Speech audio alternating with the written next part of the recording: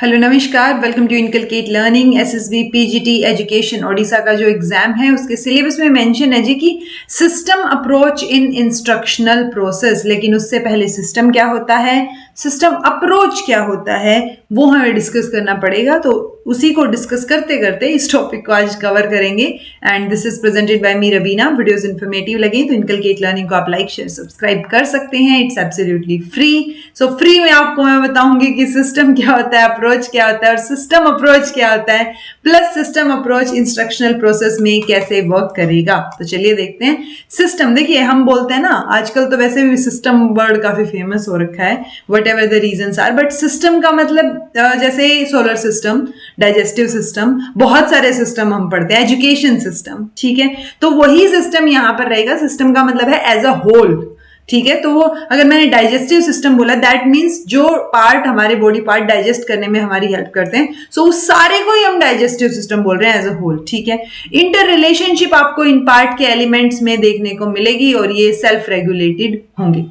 Definition देखें तो system is a set of inter related और इंटरडिपेंडेंट एलिमेंट्स, यानी जो एलिमेंट्स एक दूसरे पे डिपेंड करते हैं। जैसे एजुकेशन सिस्टम है, एजुकेशन सिस्टम में अब क्या क्या आ गया, स्कूल आ गया, टीचर्स आ गए, बच्चे आ गए, करिकुलम आ गया, ये सारी चीजें एक दूसरे पे डिपेंडेंट है और एक दूसरे से रिलेटेड हैं, ठीक है। तो रैंडम ऐसे ही एलिमेंट्स नहीं है, इसमें इंटर रिलेटेड एलिमेंट्स आपको यहां नजर आएंगे और एक दूसरे पे डिपेंडेंट नजर आएंगे। एक और डेफिनेशन है, सिस्टम में भी डिफाइंड एज डायनेमिक होगा, कॉम्प्लेक्स, इंटीग्रेटेड होल। आपको कहीं पे भी रैंडम एलिमेंट नहीं मिलेंगे, इंटीग्रेटेड लिखा मिलेगा कि सिस्टम एक कॉम्प्लेक्स है बट होल है, इंटीग्रेटेड होल है, जिसमें सेल्फ रेगुलेटिंग पैटर्न जो है वो है ही, और इंटर रिलेटेड और इंटरडिपेंडेंट एलिमेंट्स आपको इसमें नजर आएंगे।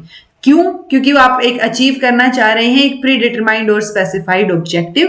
जैसे मान लो एजुकेशन सिस्टम है, सो एजुकेशन सिस्टम में सारी चीजें, जो भी करिकुलम, टीचर्स, जितने भी स्टेक होल्डर्स हैं, जो जो चीजें हैं, वो सारी की सारी इंटीग्रेटेड होल की तरह बन के एक एजुकेशन सिस्टम बनाती हैं और सारी एक दूसरे पे इंटरडिपेंडेंट है और इंटर रिलेटेड हैं। तो वो सारे एलिमेंट्स होंगे उसके।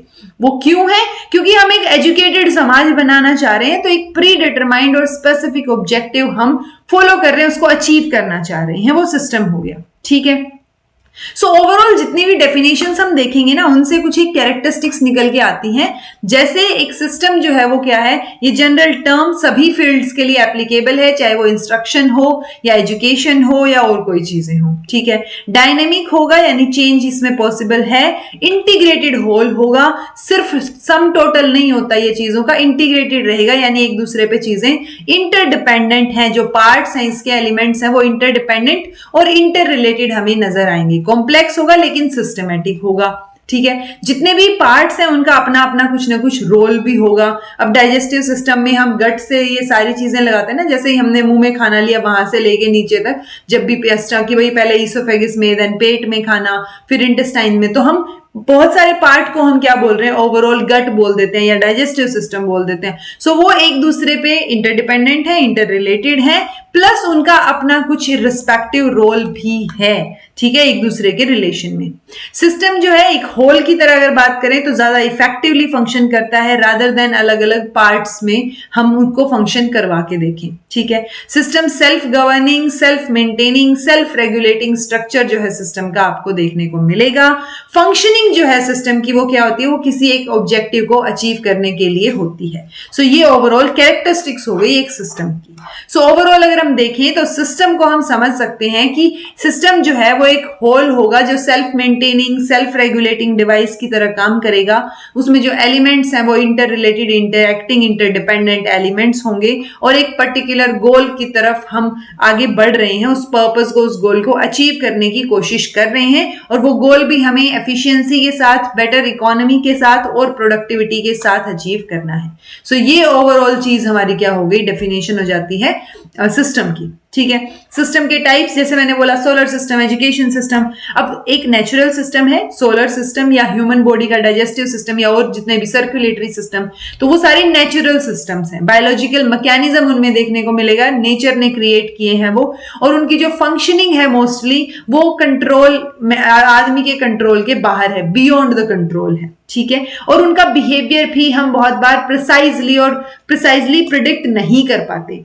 लेकिन जो मैन मेड सिस्टम होगा, जैसे telephone system, refreezing system, education system, ये हमने डेलिबरेटली डिजाइन किए हैं, यानी हमने प्लान करके ये सिस्टम्स बनाए हैं। तो ऑब्वियसली हम इनको कंट्रोल कर सकते हैं और इनके बिहेवियर को हम प्रिडिक्ट भी कर सकते हैं, डिटरमाइन कर सकते हैं कि ऐसे ऐसे होना चाहिए। लेकिन नेचुरल सिस्टम में हम ये नहीं बोल सकते कि सूरज जो है वो बाकी सबके अराउंड चक्कर काटने लग जाए। नो, ऐसा नहीं होगा। ठीक है, तो नेचुरल सिस्टम को हम कंट्रोल नहीं कर सकते, प्रिडिक्ट भी नहीं कर सकते। बहुत बार मैन मेड सिस्टम या मैन मशीन सिस्टम, इनको हम प्रिडिक्ट कर सकते हैं, कंट्रोल कर सकते हैं, क्योंकि ये हमने बनाए हैं। पैरामीटर क्या होंगे? किसी भी सिस्टम के पैरामीटर में एक आपको इनपुट देखने को मिलेगा, एक प्रोसेस, एक आउटपुट और एक वो एनवायरमेंट जहां पे ये सारी चीजें हो रही हैं। ठीक है, सो अगर हम इसकी बात करें तो इनपुट मतलब जो आप उस सिस्टम में दे रहे हैं। ठीक है, तो मतलब उसके अंदर क्या जो है इनपुट डाला गया है वो चीज है, what is put into the system. Process जो उसका मतलब उस सिस्टम में चीजें हो रही हैं वो प्रोसेस होगा। आउटपुट मतलब जो प्रोडक्ट निकल के आ रहा है उस सिस्टम में वो। और एनवायरमेंट तो डेफिनेटली कॉन्टेक्स्ट में रहेगा, एनवायरमेंट की वजह से ही बहुत सारी सर्कमस्टांसेस चेंज हो जाते हैं। ठीक है, तो सिस्टम जो है एनवायरमेंट के बिना ऑपरेट नहीं कर पाएगा। तो ये चार चीजें एक सिस्टम में होती हैं, इनपुट, प्रोसेस, आउटपुट और एनवायरमेंट, जो आपको याद रखना है। अब सिस्टम अप्रोच क्या है, यानी उस पर्टिकुलर सिस्टम में आप कैसे अप्रोच करेंगे, उस पर्टिकुलर सिस्टम को कैसे वो काम करेगा, तो वो सिस्टम्स अप्रोच होगा। तो ये एक टेक्निक हो जाती है, किस पे बेस्ड है ये? जो कॉन्सेप्ट है सिस्टम का या जो बेसिक पैरामीटर है सिस्टम के, उनके ऊपर बेस्ड है। इसकी बेसिक फंक्शनिंग में ये जो सिस्टम था ना हमारा, इनपुट, प्रोसेस, आउटपुट, एनवायरमेंट, इनके ऊपर कंट्रोल करने की कोशिश की जाती है। तो वो सिस्टम अप्रोच होगा कि हम किस अप्रोच के साथ आगे बढ़ना चाह रहे हैं, हम कैसे चाहते हैं, हम क्या चाहते हैं कि ये जो सिस्टम है हमारे पास, ये फर्दर हम इसको कैसे अप्रोच करें। ठीक है, सो कैसे जो स्पेसिफाइड ऑब्जेक्टिव्स हमने डिसाइड किए थे, किस अप्रोच के साथ हम उनको पूरा कर सकते हैं। सो वो हम तभी डिसाइड कर पाएंगे जब हम इनपुट, प्रोसेस, आउटपुट, एनवायरमेंट, ये जो इनके ऊपर कंट्रोल कर पाएंगे, इनके ऊपर कंस्ट्रेंट जो है इनके ऊपर हम कंट्रोल करेंगे, तब हमें पता चलेगा कि हम कैसे अपने ऑब्जेक्टिव्स को अचीव कर सकते हैं। ठीक है, अगर एक सिस्टम अपने रिक्वायरमेंट्स को मीट कर जाता है, जो उसके ऑब्जेक्टिव्स की रिक्वायरमेंट है, तो वो बढ़िया है, मेंटेन रहेगा। बट अगर वो रिक्वायरमेंट्स को पूरी नहीं करता है तो हमें उसको मॉडिफाई करना पड़ेगा।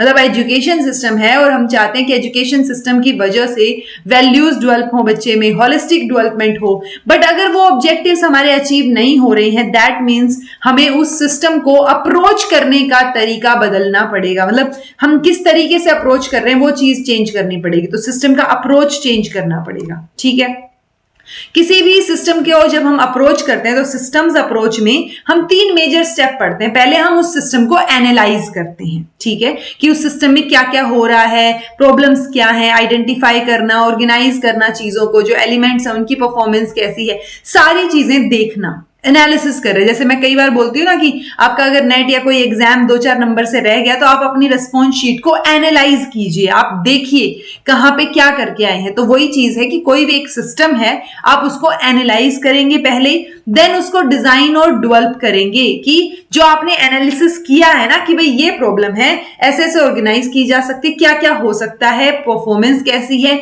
सो उन सबको मद्देनजर रखते हुए आप उस सिस्टम के अप्रोच को डिजाइन करेंगे और डेवलप करेंगे।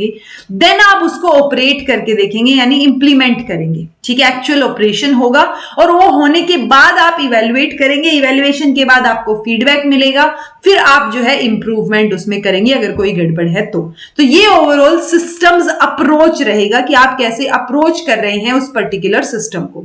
जैसे हमने बोला कि एजुकेशन भी अपने आप में एक मैन मेड सिस्टम है, तो सिस्टम अप्रोच की अगर हम बात करें एजुकेशन की तरफ, तो उसमें देखिए मैंने बोला था ना कि प्यूपिल है, मतलब बच्चे हो गए, टीचर्स हो गए, लर्निंग मटेरियल हो गया, एडमिनिस्ट्रेशन हो गया, ये सारी चीजें क्या है, ये इनपुट हैं। एजुकेशन के सिस्टम में ये इनपुट है। फिर फॉर्मल या इनफॉर्मल एजुकेशन प्रोसेस हम कोई चीज अपनाएंगे, वो प्रोसेस चल रहा होगा। आउटपुट क्या निकल के आना चाहिए कि हमने एजुकेशनल ऑब्जेक्टिव्स जो डिसाइड किए थे वो हम अचीव कर लें। और ये सारी चीजें ऑब्वियसली एक एनवायरमेंट की प्रेजेंस में हो रही हैं। ठीक है, तो ये क्या हो गया, एजुकेशन एक सिस्टम हो गया।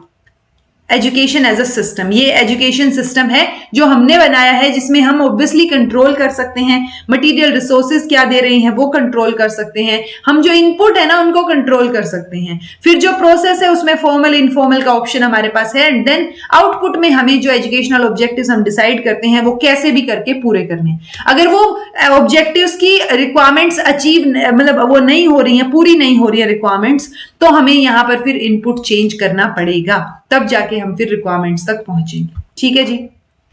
अब क्या क्या स्टेप्स इन्वॉल्व होंगे अगर हम सिस्टम्स अप्रोच टू एजुकेशन की बात करें, तो वही होंगे। सबसे पहले आप एजुकेशन सिस्टम में कोई प्रॉब्लम को आइडेंटिफाई करेंगे, फिर ऑब्जेक्टिव्स को स्पेसिफाई करेंगे, एनालाइज करेंगे, उन ऑब्जेक्टिव्स को अचीव करने के लिए जो टास्क है उसको एनालाइज करेंगे, फिर सिस्टम एनालिसिस करेंगे, कंप्लीट सिस्टम को आप एनालाइज करेंगे, जो इनपुट है या क्या कॉन्स्ट्रेंट्स है, एनवायरमेंट कैसा है, वो सारे जो ऑब्जेक्टिव्स हमने डिसाइड किए उनके लिए ओके हैं नहीं है, तो उस सिस्टम को आपने एनालाइज कर लिया, फिर आप सिस्टम को डिजाइन और डेवलप करेंगे, यानी अल्टरनेटिव स्ट्रेटजीज क्या क्या हो सकती हैं जो हमने एनालिसिस किया है उसके बेसिस पे, फिर आप प्रेफर्ड सॉल्यूशन को आइडेंटिफाई करेंगे कि ठीक है ये अल्टरनेटिव थी, इनमें से ये वाला ज्यादा बेटर है, सो उस ऑप्शन को आपने कंसीडर कर लिया, फिर आपने उस स्ट्रेटजी को ऑपरेट करके देखा, इंप्लीमेंट करके देखा जो आपने प्रेफर्ड सॉल्यूशन सोचा था, देन आपने उसको इवेल्युएट किया कि ये कितना इफेक्टिव निकल के आया है, क्या इस सॉल्यूशन जो हमने स्ट्रेटजी अपनाई, क्या इसकी वजह से जो स्पेसिफाइड ऑब्जेक्टिव्स हैं वो कंप्लीट हो रहे हैं नहीं हो रहे हैं, वो हमने देखा, और फिर हमने लास्ट में हमारे पास फीडबैक आ जाता है कि हमें कहां कि ये फीडबैक है कि इतनी ऑब्जेक्टिव्स कंप्लीट कर पाए, ये वाला नहीं हो रहा है, दैट मींस हमें कहीं ना कहीं इंप्रूव करने की और मॉडिफाई करने की जरूरत है। सो ये कंप्लीट प्रोसेस रहेगा, ये स्टेप्स रहेंगे, ये आपको ऑब्वियसली मतलब लॉजिकल स्टेप्स ही हैं, बट पता होने चाहिए, कॉन्सेप्चुअल चीजों में पूछ सकते हैं कि पहले क्या होगा। ऑब्वियसली आप ये तो नहीं बोलेंगे ना कि पहले आप ऑब्जेक्टिव स्पेसिफाई करेंगे फिर प्रॉब्लम आइडेंटिफाई करेंगे, नहीं, पहले आप प्रॉब्लम तो देखिए क्या है, फिर आप ऑब्जेक्टिव्स बनाइए, उससे रिलेटेड स्पेसिफाई कीजिए, फिर आप एनालाइज कीजिए, सिस्टम एनालिसिस कीजिए, सिस्टम को डिजाइन कीजिए, प्रेफर्ड सॉल्यूशन जो आपने आइडेंटिफाई किया है आइडेंटिफाई कीजिए, उस स्ट्रैटेजी में से उसको ऑपरेट करके देखिए, इवेल्युएट कीजिए, एंड देन फीडबैक और मॉडिफिकेशन आपको देखने को मिलेगा। ठीक है जी। अब हमसे पूछा गया था इंस्ट्रक्शनल सिस्टम, यानी जब आप इंस्ट्रक्शंस देते हैं तो इंस्ट्रक्शनल सिस्टम के इनपुट में क्या आ जाएगा, teachers, students, curriculum, content, instructional material जो हम दे रहे हैं, प्रोसेस क्या होगा, जो इंस्ट्रक्शन के मेथड्स या स्ट्रेटजीज या अप्रोचेस हम इस्तेमाल कर रहे हैं वो प्रोसेस में इस्तेमाल हो रहे हैं, देन हम आउटपुट निकालते हैं कि जो हमने इंस्ट्रक्शनल ऑब्जेक्टिव्स बनाए थे क्या हम उनको अटेन कर पा रहे हैं। ठीक है, इंस्ट्रक्शनल ऑब्जेक्टिव या इंस्ट्रक्शनल सिस्टम में सिर्फ इंस्ट्रक्शंस की बात हो रही है, एजुकेशनल सिस्टम में कंप्लीट एजुकेशन सिस्टम की बात हो रही है। ठीक है, जो इंस्ट्रक्शनल सिस्टम वर्क है हमारा, जो इंस्ट्रक्शनल वर्क या एक्टिविटीज हैं वो ऑब्वियसली किसी भी टीचिंग लर्निंग सिचुएशन के अकॉर्डिंग चीजें होंगी, मतलब एजुकेशन सिस्टम अगर ये है तो इसका सब पार्ट क्या है, वहां पे इंस्ट्रक्शनल सिस्टम है। ठीक है जी, तो ये किसी भी पर्टिकुलर टीचिंग लर्निंग सिचुएशन में हम देख सकते हैं कि वो सिचुएशन जो है वो सेल्फ रेगुलेटरी हो, इंडिपेंडेंटली फंक्शन कर रही हो, जो उसके डिफरेंट कॉन्स्टिट्यूएंट या पैरामीटर्स हैं उसके बेसिस पे।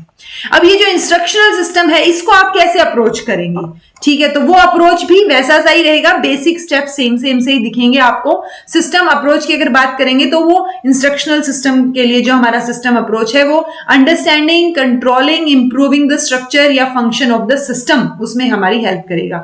यानी कि जो इंस्ट्रक्शनल मतलब हम सिस्टम अप्रोच लेके चल रहे हैं ऑब्वियसली वो हेल्प ही कर रहा है ना कि हम किस अप्रोच के साथ आगे बढ़े कि हम हमारे इंस्ट्रक्शनल ऑब्जेक्टिव्स को पूरा कर पाए, राइट। तो एक बेस्ट पॉसिबल सॉल्यूशन अगेन हमारे पास प्रॉब्लम्स का निकल के आएगा, जो कि प्लानिंग या प्रोसेस या प्रोडक्ट से रिलेटेड रहेगा कि इंस्ट्रक्शन आप क्या दे रहे हैं। सो मेजर स्टेप्स जब आप इंप्लीमेंटेशन के दौरान देखेंगे, सो पहले आप इंस्ट्रक्शनल ऑब्जेक्टिव्स फॉर्मुलेट कर रहे हैं। देखिए अब हमने यहां पर ये नहीं बताया कि आइडेंटिफिकेशन ऑफ प्रॉब्लम, ओके, क्योंकि यहां पे मतलब वो होता है ना आपके ऑप्शंस क्या क्या दिए हुए हैं। अगर आपके ऑप्शन में ये दे रखा है कि प्रॉब्लम को आइडेंटिफाई कीजिए तो पहला स्टेप वो रहेगा, अगर वो नहीं दे रखा है तो देन डेफिनेटली आपके ऑब्जेक्टिव फॉर्मुलेशन का रहेगा। सो वो आपको देखना है कि आपके ऑप्शन में क्या क्या चीजें अवेलेबल है, कैसे सीक्वेंस में उनको लगाने के लिए आपको बोला गया है। ठीक है। सो इंस्ट्रक्शनल ऑब्जेक्टिव्स को फॉर्मुलेट करना, जो स्टूडेंट एंट्री बिहेवियर है, यानी जब स्टूडेंट ने एंट्री ली है एजुकेशन सिस्टम में या इंस्ट्रक्शनल सिस्टम में, सो उसका बिहेवियर कैसा है, पहले आपको वो असेस करना है कि उसको अभी कितना आता है। ओके, फिर आप कैसे अपने इंस्ट्रक्शंस को डिजाइन या डेवलप कर सकते हैं, उसको ऑपरेट करके देखेंगे, इवेल्युएट करेंगे जो आउटकम निकल के आए हैं, एंड देन आप उस सिस्टम को इंप्रूव करेंगे। ओके, सो ये बेसिक से स्टेप्स हैं, बिल्कुल लॉजिकल स्टेप्स हैं कि एक सिस्टम है एज अ होल। जैसे हमने एजुकेशन सिस्टम का एग्जांपल ले लिया, एजुकेशन सिस्टम में input output, input process output रहेगा और एनवायरमेंट की प्रेजेंस में सारी चीजें होंगी। एनवायरमेंट के बिना कोई भी सिस्टम पॉसिबल होगा ही नहीं, एग्जिस्ट नहीं करेगा, एनवायरमेंट एग्जिस्ट करेगा वहां पे, ठीक है। उसके बाद आप उस सिस्टम को कैसे अप्रोच करते हैं, उस सिस्टम के पर्टिकुलर ऑब्जेक्टिव्स को अचीव करने के लिए, इतनी सी बात है। ओके, सो ये ओवरऑल हमारा सिस्टम्स अप्रोच का टॉपिक यहां पर खत्म होता है जी। अगर आपको समझ आ गया है तो कमेंट करके बताइएगा, समझ नहीं आया है तो पूछ लीजिएगा। This was all about today. Thank you so much for watching. Be happy, keep smiling, subscribe to Inculcate Learning because it is absolutely free, and be consistent in your efforts.